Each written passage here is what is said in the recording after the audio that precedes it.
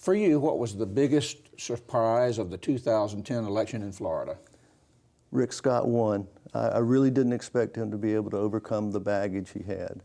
But he ran an expensive campaign, but it was an effective campaign. And he got the key constituents. He picked up the North Florida vote, and he got the Republican base, and that's what it takes to win in Florida.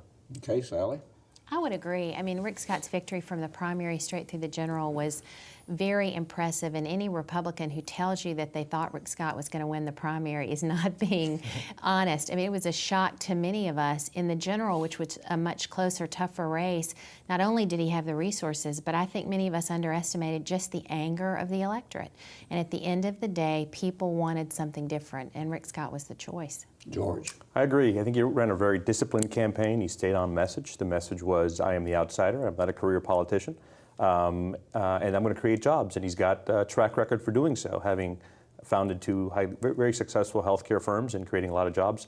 I think the voters give him the benefit of the doubt, notwithstanding some of the baggage that was alluded to before. Okay, Ann Scriven. I'd say, I mean, I agree with all this, but to pick up on something Sally said was the anger of the voters and where that ended up in the legislature, the losses that the Democrats sustained in the legislature, especially the House, where we lost some great people like Keith Fitzgerald and others in districts that we thought we were going to be okay in. So the losses in the legislature. And maybe to add on to that a little bit, the margins, of some of the Republican wins in the legislature and in the Congress and so forth.